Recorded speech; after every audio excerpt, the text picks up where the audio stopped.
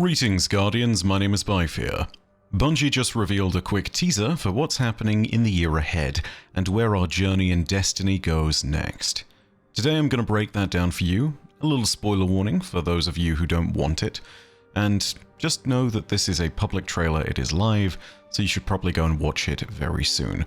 The embargo window for spoiler discussion on my channel generally, by the way, ends tomorrow, with a few little expectations for you coming up with that. Thumbnails will now have spoilers in them, and old videos will be updated to show spoilers. So there are no holds barred anymore. This includes things for the raid. The only thing I'm going to hold off on is Excision. For probably understandable reasons, that will be held off on for just another few days. Just so you know, you have been warned. Anyway, the short teaser for things goes over what happens in Echoes, Revenant, Heresy, the year after, and also what happened in the immediate aftermath of the Witness's destruction. This is a new format of episodic storytelling, and it'll be a weird one to get used to for sure, but from the offset, I think there's a point of confidence that is brought to us with the idea of what the episodic storytelling is meant to do. The Bungie devs here pointed out that the whole point of the episodes was to set up a narrative for the future with individual stories, new mysteries, and the possibilities to tie into a larger, overarching plot that drives us to where we're going next. A few weeks back, before the Final Shape released, I actually made a video talking about how important this exact moment was going to be for setting up new mysteries. Destiny has a lot of mysteries, that's for sure, but establishing new ones in the wake of this massive moment with Final Shape is incredibly important, and you know what? I'm really jazzed about this direction. I think it also lets Destiny accomplish something else very important, and that's, well, focusing on getting new blood into the game. New lights are very important, and this is going to be a crucial time period for getting new players invested. Individual stories that are self-contained and can show off a facet of Destiny's universe will be excellent for that, but also it allows us to tie into the overarching larger narrative of the Final Shape. And with that in mind, it's a good way to introduce people and push them towards this generally. Hopefully there is a renewed focus on the New Light experience too, because as we all know, it's still lacking after even a few years worth of iterations.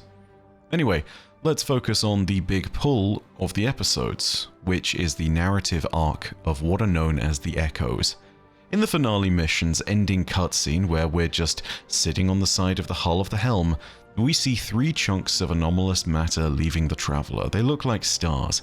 Crow talks about them, and states that the first one went towards the orbital path of Nessus. Those chunks of matter are the Echoes. According to the developer, these are objects of immense power. All of the darkness holding the Witness together exploded out from its death and collided with the light of the Traveler. Remember that darkness holds the properties of memory, and light has the ability to physically manifest those memories that the Witness once held. Now those echoes of the Witness and the Traveler have spread across the galaxy, and they have become great beacons of power, both light and dark, which many foes will inevitably try to exploit for their own gain. In the first episode, in particular, we're going to track down the first Echo, which has landed on Nessus. This Echo has begun to fundamentally change the planetoid. Vex structures in the region and the Vex themselves have begun to show this change, and it's like nothing we've seen before. The planetoid is utterly different. Nessus is being changed into something that it wasn't meant to be. By working with Failsafe, we're going to investigate these changes and discover what's happening with the Echo. The Vex network is going to also play a prominent role and is even going to physically manifest on the surface of Nessus itself, and that means the change will become more apparent the more we get into this story, and the deeper we go into Nessus itself. We're apparently going deep towards Nessus's core. In the process of traveling deep into the core of Nessus, we'll also be unearthing the secrets of a lost civilization, apparently, and it's here that I want to tie a few things together lore-wise. The Entelechy lore book from the Final Shape Collector's Edition tells us a major note about the lore of the Vex. It mentions something in the precursor civilization known as glass mines, which were incredibly powerful prediction engines capable of remarkable accuracy. These might be the earliest references to the Vex we have in the lore, chronologically speaking. given that the Precursor records predate everything that came before them. Which means the Precursors might have created the Vex. If that's so, it changes a whole bunch of what we assumed out of the various lore that we learned from the Unveiling books, but it also tells us a little bit more about what this ancient civilization that we're going to be remembering is. If the Echo is in fact the light manifesting the memories of the Witness here on Nessus, then maybe the ancient civilization we're going to be exploring is an echo of the Precursor civilization of the past. They also teased a mysterious new enemy who is capable of doing things that we haven't seen an enemy do before, and to that end we see that actually realized with a new quick trailer for Echoes that dropped while I was writing this script, so let's talk about that as well. It shows the enemy quite prominently in a bunch of different moments, and it seems to show that they can take control of the Vex. This season also prominently features Saint 14 and Osiris, but we also get a prominent focus on Saint, who heard the voice of this entity and could not deny its commands. That makes me wonder if this being is able to exert control over all entities who aren't in command of both light and dark, but are mechanical in nature. That's just a theory, but it could also be something deeper, which is to do with the construction of the Exos themselves. The Exos are made with a form of refined Vex mind fluid that has been exposed to clarity, aka the influence of darkness. So it's possible that this is another means by which this command over Saint 14 was established. And furthermore, it appears that this control is designated by the presence of a strange collar of light. More disturbingly is the little moment in the trailer where we actually see Saint 14 being properly controlled like this, and we see him fighting against the influence of this foreign being. We might need to momentarily fight and restrain Saint in order to make sure that he still stays on our side, until we can find a solution to this particularly gnarly form of control. More disturbing still is this moment a little bit later in the trailer where we see glimpses of someone on an operating table, which in my mind gives me a hint at who this figure is. To cut a long story very short, I believe, as many others do, that this is Maya Sundaresh, or at least a corrupted Vex copy of her that has been consumed by the network. If you want to know this, this is a story from all the way back in the original Vex Grimoire cards of Destiny 1. I can go over it in full when Echoes properly releases, but for the moment the bit that you need to know is that this is an exact Vex copy of Maya Sundaresh's mind that has been freed and released into the Vex network, and then has probably been captured again. The reason why I say that with regards to this being an operating theatre is because one of the corrupted copies of Maya Sundaresh's mind manifested itself alongside the Vex as the voice that was talking to Clovis Bray I on Europa. In the process of him trying to preserve his own life, he had to have a surgery where many of his organs were removed, and Vex corruption within the machines and Clovis's own body meant that the surgery, which was being done automatically by a bunch of machines, was interrupted. Clovis literally woke up seeing himself dissected on the operating table in front of him, with Vex eyes all around him, moving through the frames and the corruption through his own bones. This is something where they literally dissected him and barely kept him alive, and if it wasn't for Elsie Bray, aka the Exo Stranger, coming in and saving him, he would have died right then and there in the most unimaginable torture. Literally, they had control over every individual nerve. He would have experienced pain beyond imagining. The instruments all around the room also seem to come from the Europa tile set, which only adds to my suspicion that this is indeed a copy of Maya Sundaresh. So if this is Maya, then we're going to be looking at a bunch of characters from within the Vex network potentially arising as well. If she's risen to prominence, who knows what her inscrutable objective is, especially now that she too is one with the Vex and is somehow able to control them. But we could see other familiar faces arising as well. There are those who have been completely consumed by the network, such as Kabir the Legionless and Ashamir. There are those who have persisted within its corridors and are trapped within its confines, such as Pradith. And of course, there are those who work within the bounds of the network to effect change, such as the other 226 copies of Maya Sundaresh and the original Ishtar Collective team. Who knows, maybe this is in fact M-Sund 12, and this has a further link to do with something a little bit more Scion in nature. those of you who are sitting there and thinking about the Oxa machine, there will be further links to that potentially later on, but we don't know if that's confirmed yet. Moving on from Echoes, we get a closer look at the next episode as well, Revenant.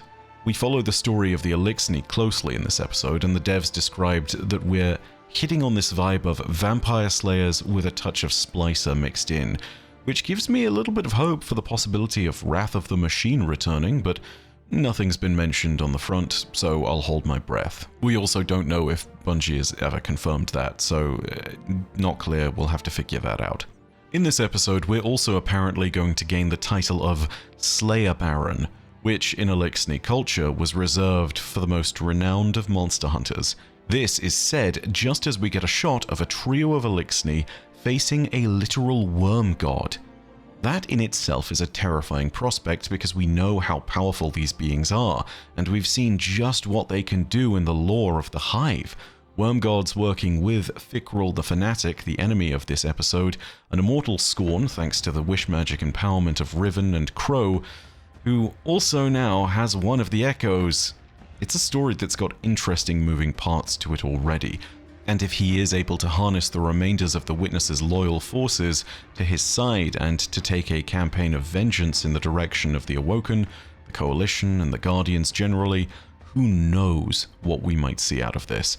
Fikrul might finally be a foe worth taking some real attention for. We also get a little mechanic called potion crafting, for better loot and better endgame power, which is neat, but not particularly lore-worthy until you see the very end shot of this trailer, where there is actually a moment where Variks is swirling a potion with some worm gods inside it. I'm not sure what to make of that, but hey, maybe that's how we get the source of our power with this. Something else worth noting is that Fikrul is generally on the move again. Not only does he have the Echo, but he's also made claim to an Awoken watchtower, where he has set up his sort of vampire fortress. Given that he has history with it, this might be the Awoken watchtower where the final mission of Forsaken took place, the watchtower that leads into the Dreaming City. Fikrul is planning to build a new army of darkness with the power in hand of the Echo, and even the brief cinematic that we see shows his ambition, with a vast horde at his banner and a huge number of Eliksni catches. Moving on to Heresy, this is all about the Hive Pantheon.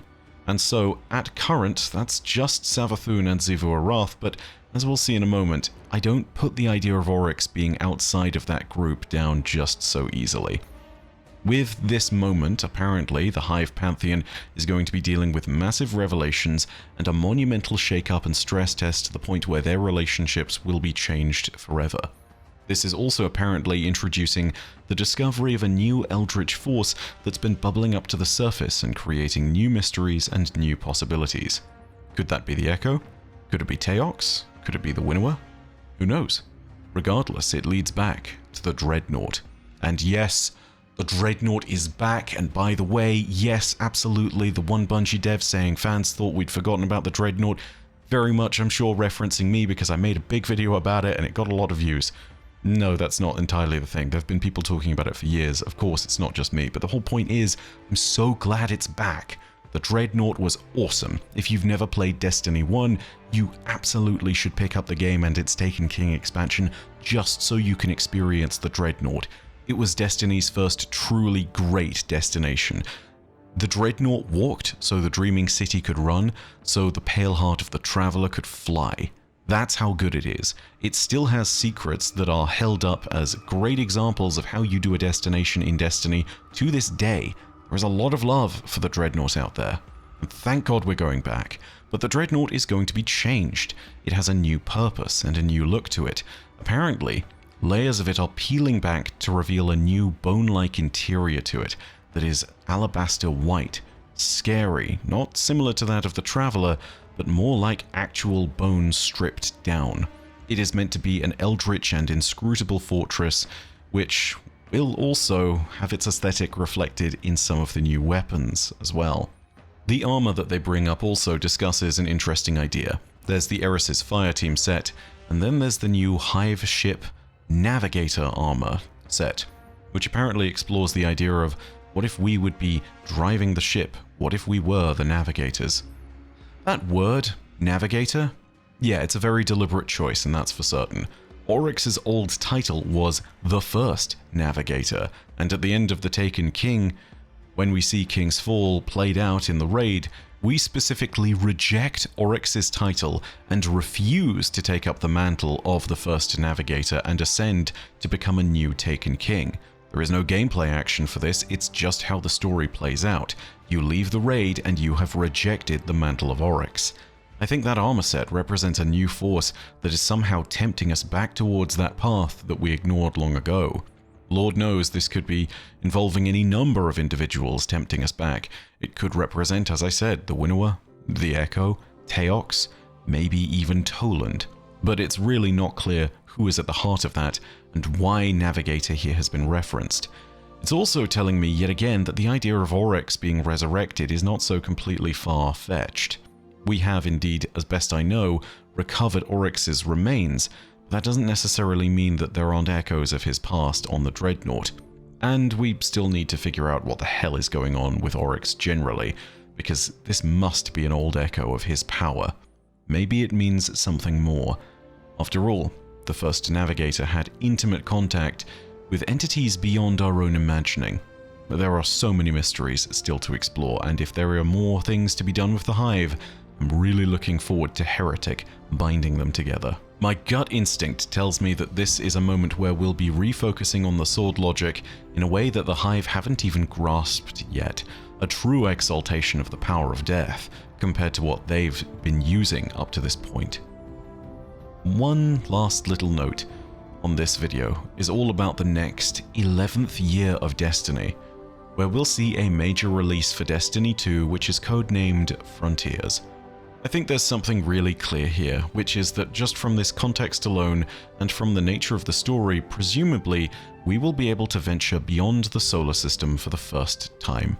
Frontiers is always something which is referred to in space, and pushing beyond our current frontier appears to be what this might be. Now granted, all of that is speculative, but there are also a lot of story beats that require us to go outside the solar system to see what's what. We could visit any number of places within this moment. Torobatl needs to be reclaimed in the name of Keitel and the Cabal, which will lead us into conflict with Xivu Arath. Reese could be resettled for the Elixni, allowing them to finally have a new home and to allow another generation of their people to find peace at last. The Vanguard has sent probes to the remains of Lubrae, the homeworld of the first disciple Rulk, which could lead us to new powers of darkness long forgotten.